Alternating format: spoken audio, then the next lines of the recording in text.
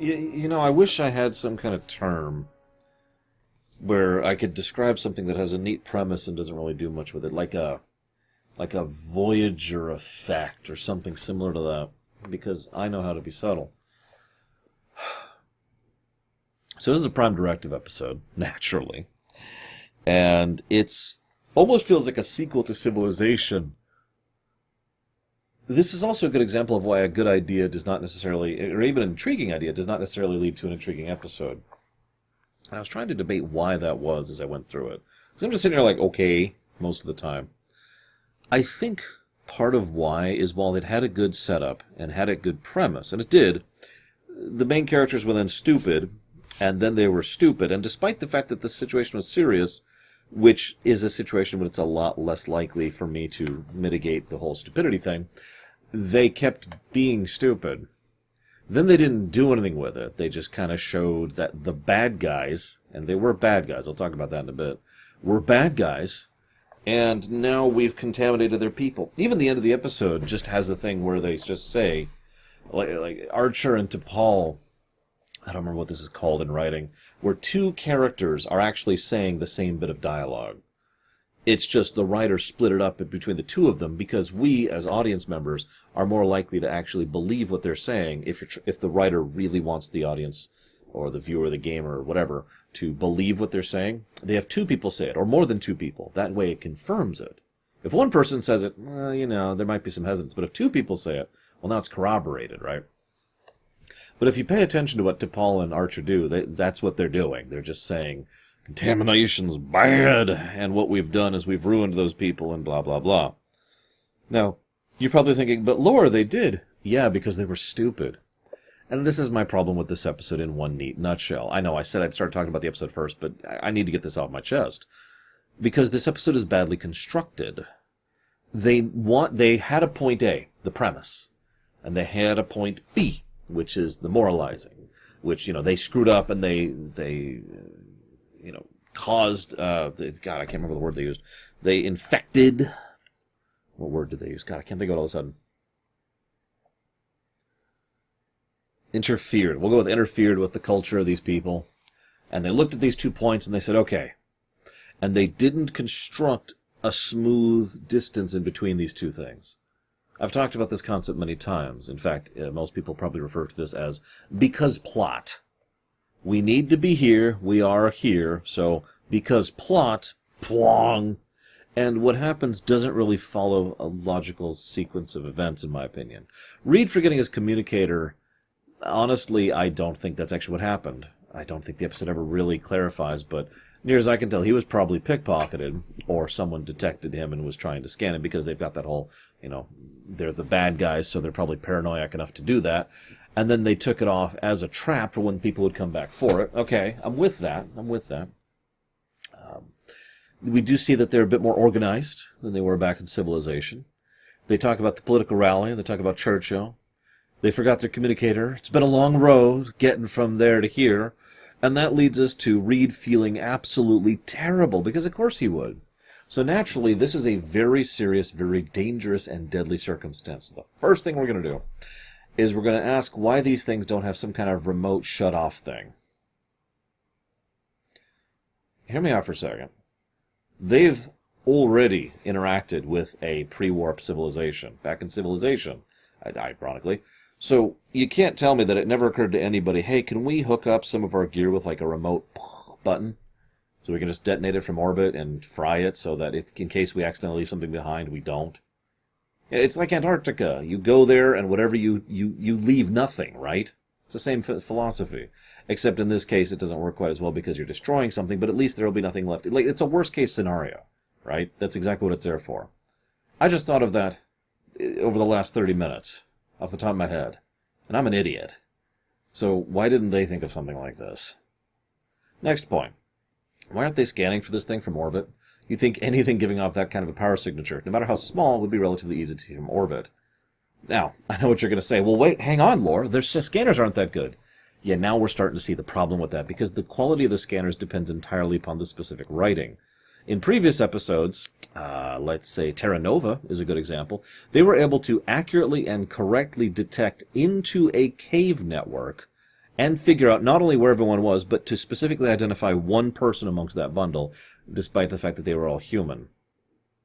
So no species change, and through rocks from orbit.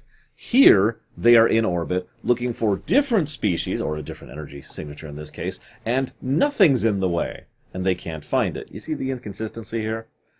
There is lip service paid to this, because they mentioned we can't go lower and risk being seen, but I call bullcrap on that.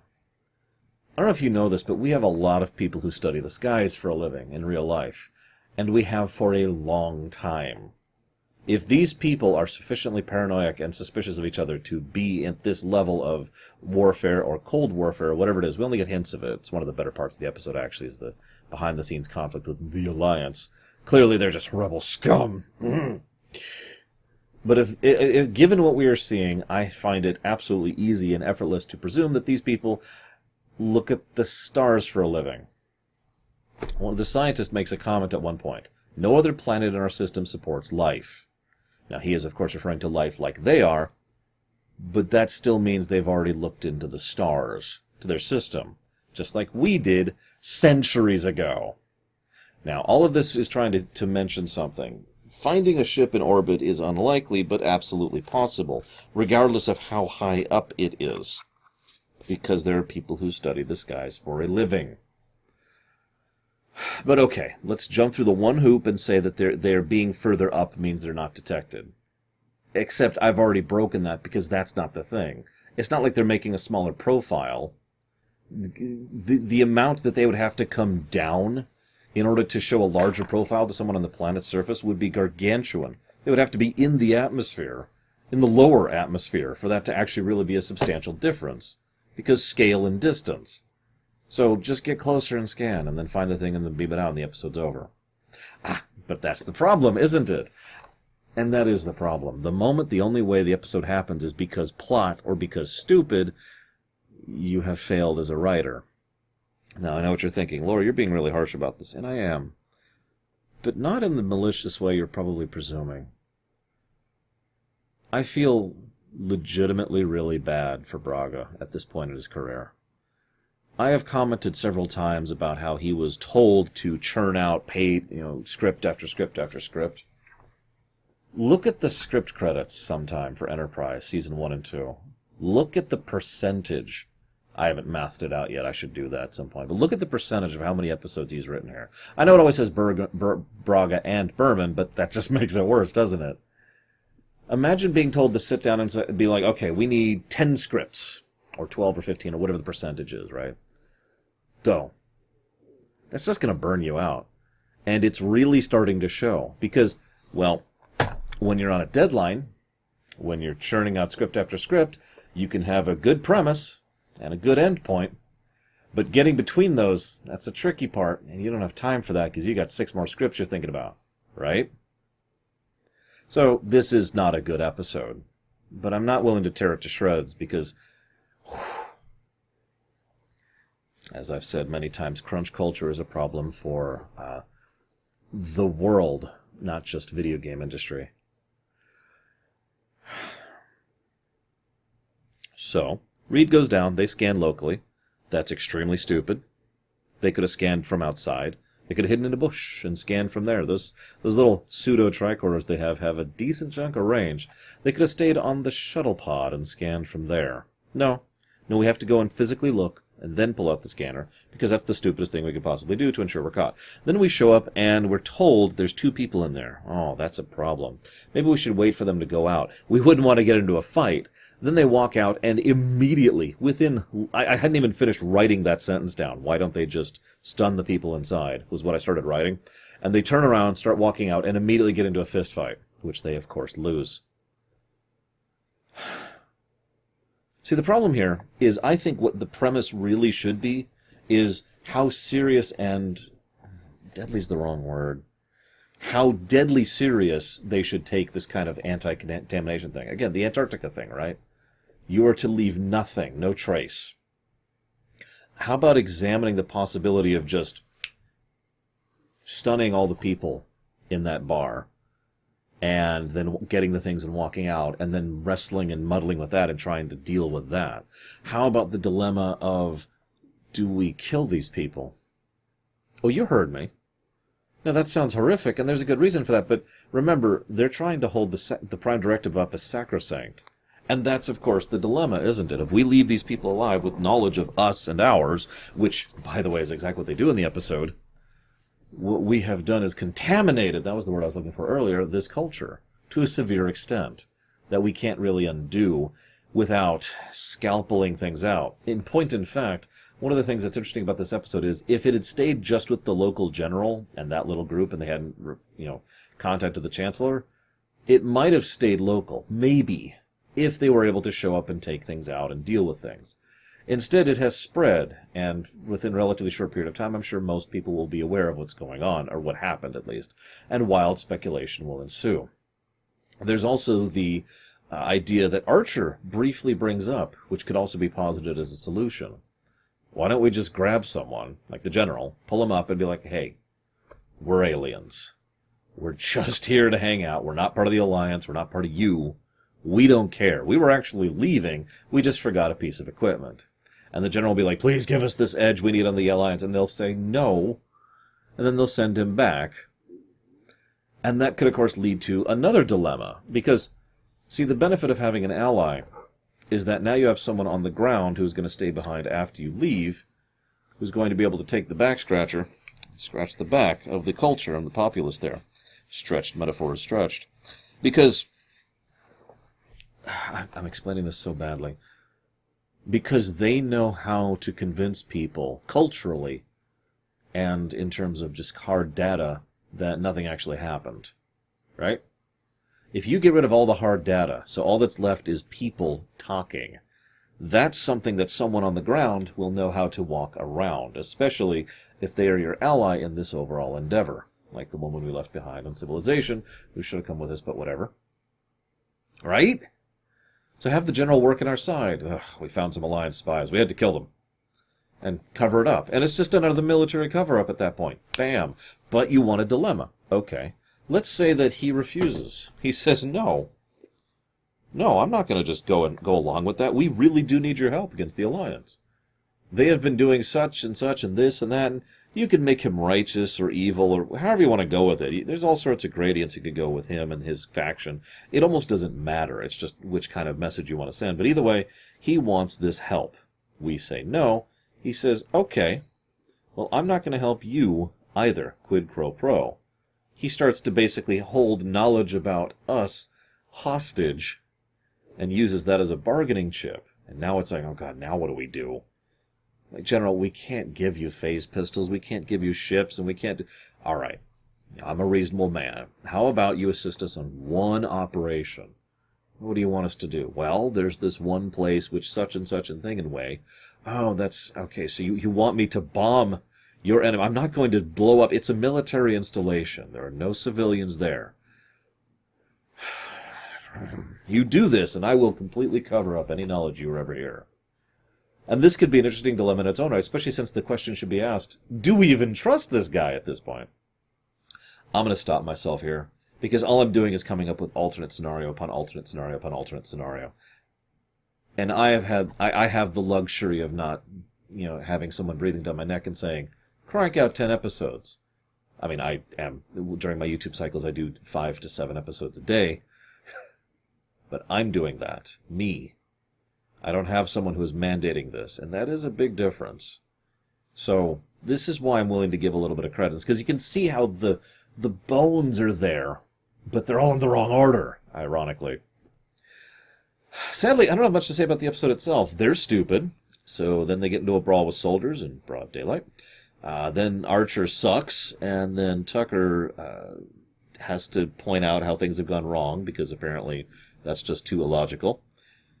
And then, right, I said I'd talk about this. This is why these guys are bad guys. Because not only are they willing to torture for information by beating, which is bad.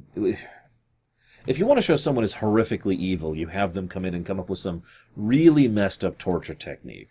I'm not going to go over details. You know what I'm talking about. If you want to show that they're bad guys, capital B, capital G, what you have is you have them show up and beat the prisoners. Yeah, this is what you get because you're dumb. And that shows that they are bad. They're Nazis at this point, right? You know what I'm talking about. It's the same exact thing they did with the Andorians back in the Andorian incident. No, really, this is the exact same thing. We demand information. We won't give you information. Beat, beat, beat. Then we put you back in your cell with no one watching you and no one listening. They have communication devices. They have the ability to have a bug listening in on the room. But they don't do any of that because they're bad guys, just like the Andorians were. I actually was watching this, I was like, oh my god, because I thought the big dilemma, remember, I don't remember this episode at all. I thought the big dilemma was going to be they were just going to casually talk about space flight and all that in the cell, and then it was going to cut to, like, the lieutenant listening in the comm going, what? General, I think you need to get in here. But no, they are bad guys, so they are left unattended, they're incompetent, they're evil, they're beady. Moving on. There's this one bit where Archer says we're not part of the military. That actually made me laugh. It really did. I don't know if that was a deliberate in-joke or not, but, I mean, Starfleet's not a military, right? Actually, it could be argued that Starfleet is not a military at this point in society. So for the first and only time, I would be willing to acknowledge that, yeah, Starfleet is not a military, because right now Starfleet is one NX ship and a bunch of pathetic little freighter ships. Anyways... It's hard to call that a military. It's like pointing to my bathtub and saying, check it out, check out my fleet. You know, it's a little bit of difference there. Anyways, so then Archer comes up with this really dumb thing. This is hysterical. He says the ship is made of a composite alloy. I don't know if this is bad writing or if this is Archer being terrible at lying. Given that Reed is also pretty bad of a liar, I like to think that it's Archer just being a bad liar. If you don't understand the joke, a composite alloy is kind of like saying that I'm drinking a wet drink. Anywho. So, they show the forehead. They had to beat them up so they get the forehead and they see the red blood, and now they're contaminating. And, you know, they could have beamed into that cave. Did I mention that? Back in Terra Nova? They could beam into that cave and get some stun grenades. Oh, those would be awesome. Just... deal with the situation, send in an assault team, send in some stun grenades, stun a few people, get their equipment, leave. They'd be like, oh my god, the Alliance have raided us. It's still contamination. You can still have your message, but, you know, not the aliens part of things. So then they take the Suliban ship. I'm sorry, you guys still have the Suliban ship from Broken Bow? And it hasn't come up in the 30 episodes since then where it could have been useful. I know it's not every episode can be useful, but really, they just forget this thing exists. By the way, its cloak still works. What? And they get the cloak working, and they take down a cloaked ship and enter and leave a cloaked ship in front of a witness. I think we've officially hit the point where you done screwed up. But again, that was the point. They wanted to have cultural contamination. That was clearly the narrative point here. Which leaves me with an interesting dilemma. How do we have cultural contamination without our heroes being a moron? I gave several ideas earlier. I told myself I'd stop, and I meant it. What would you do? What would you do to start at A and end at B? Remember, the point is there has to be cultural contamination. They have to know about alien races and or about the Alliance or about the super tech or about something. That has to be the end point. How would you get from point A to point B? I would love to hear your guys' thoughts on this. If you don't want to, that's cool. I know it's Enterprise. I've asked for a lot of rewrite comments over the years for TNG, Voyager, DS9, Babylon 5. I don't know if I'll get many of those for Enterprise. It doesn't have the popularity of the other shows, even Voyager. And I'm starting to see why. No, I'm memeing. I do think this show is definitely below average in terms of quality. I just don't think it's as bad as most people say. You know how that goes, right? I still don't like the prequel movies, but I don't think they're the hot garbage that some people think. I have seen actually bad films. No, don't say it. I know what you're going to say. I'm talking like Plan 9, you know? I've seen actually bad films. I've played Ride to Hell Retribution all the way through, for God's sakes. Hyperbole. I really do try to fight against it. Unless I'm joking. In which case I try to make it obvious. So, they get the cloak working. Oh yeah, Tucker gets cloaked because we need a random comedy B plot.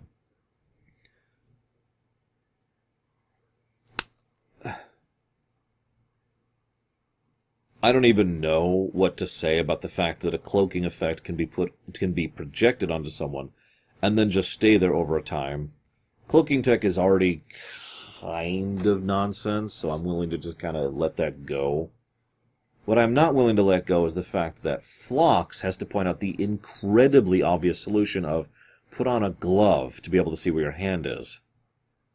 This is Tucker. He's an engineer. He's a problem solver.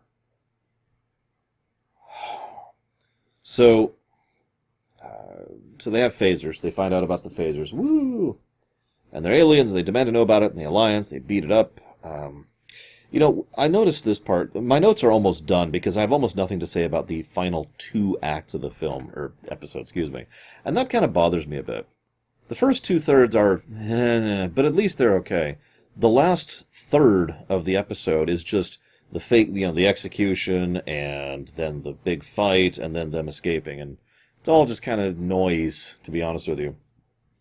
But I do have to wonder, Archer's idea is not invalid to bring someone up. The ally thing, I mentioned that earlier. Picard did that in First Contact, the episode, not the movie. There's also the idea that Reed mentions.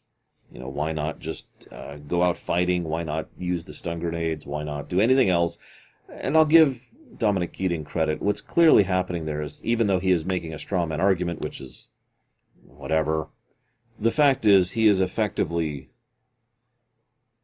desperate. He is on death's door, and he wants to do anything to prevent that from happening. So then they reclaim their tools. I had a random thought. Every one of the pieces of equipment and the scans from the X-rays or whatever are all in one spot on one table. Man, that's convenient. Especially since they apparently lack the ability to scan these suckers. And they're in the middle of a firefight, which they're... Well, I don't want to say they're losing, but the way it's shot makes it look like they're losing, even though they're not. And by the end of it, only one of the enemies even left up and standing. So I don't actually know what to make of that. But what I do know to make of that is I like the idea that that's because of corruption. I've got to keep this to myself. This could be my ticket to power. Oh, imagine what I could replace the Chancellor with these guns, or I could secure my position. I could become the CNC with these guns, or something similar. So obviously you keep it all in one spot, so one person can take it. So then Archer and Paul talk about how they've corrupted these people, which leads me to my follow-up question. Whose job is it to clean up this mess? You realize that a properly set up ship with proper backing and support and equipment, even in this era, could show up and try to work their way around the contamination that's already happened in order to minimize its impact on these people.